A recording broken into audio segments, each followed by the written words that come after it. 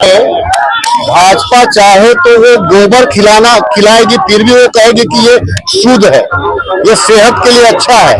तो भाजपा शर्म नहीं आ रहा है इन लोगों को कि मुस्लिम नजर आ रहे हैं। आज भी देश को मुस्लिम और हिंदू में बांटने का प्रयास कर रहे हैं। जिस प्रकार से कोरोना काल में तबलीगी जमात के नाम से इन लोगों ने राजनीति किया, आज भी हिंदू और मुसलमान। आप जा करके देख लीजिए, आधार कार्ड मांगिए। ये जो भाजपाई जो है, जो निर्लज लोग हैं, अगर ये शब्द का प्रयोग कर रहे हैं कि वहां पे कांग्रेसी और वहां पे मुस्लिम है, तो कांग्रेस तो जन जन में बसती है।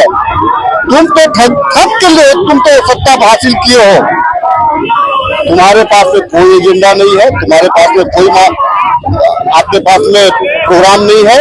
आप सिर्फ हिंदू और मुसलमान करके देश का एक एक ईंट को बेचने का काम कर रहे हो।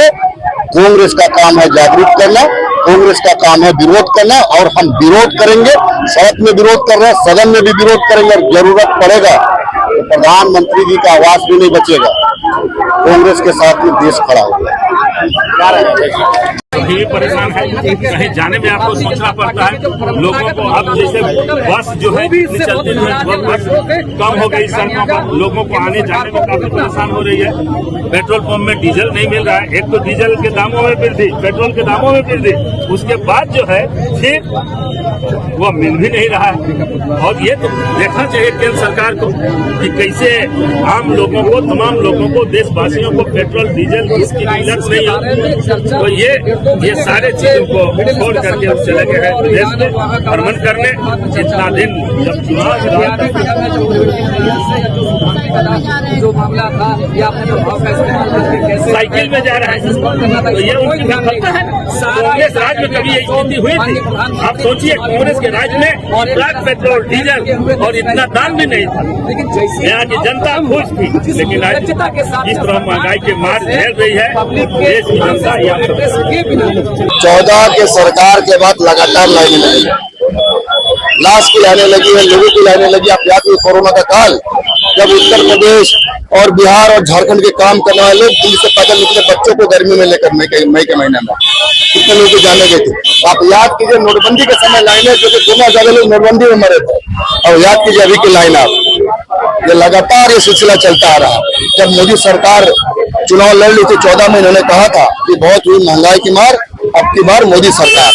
अब महंगाई का चरम सीमा पे पहुंच गई। मुझे लगता है कि आम लोगों के थाली से दाल रोटी भी गायब होने वाला है।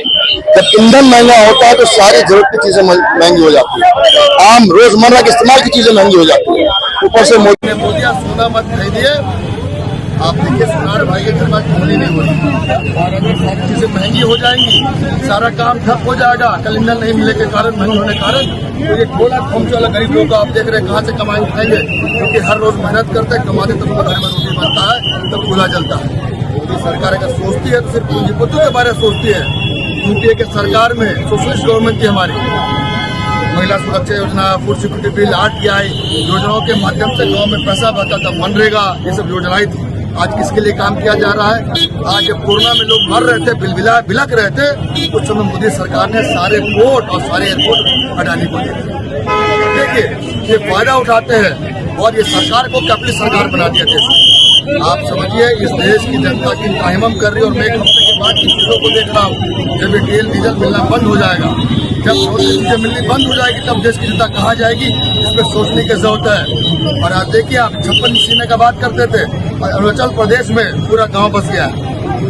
आज ट्रम्प हर बात में बोलता हमने इंडिया को रोक दिया, हमने सुलह करा दी, हमने वॉर रोक दिया। और ये कहाँ दिखा रहे हैं? ला के दिखा रहे हैं 56 का सीमा दिखा देश की महिलाओं को, देश के छात्रों को, देश के गरीबों को, देश के आदिवासी दलित लोगों को। ये तानाशाही नहीं चलेगी जब तक इस देश को मोदी से मुक्त नहीं कराएंगे। इस अराजकता और इस महंगाई से आप मुक्त नहीं पा सकते। इस लड़ाई को हम तब तक लड़ेंगे जब तक महंगाई नहीं होगी।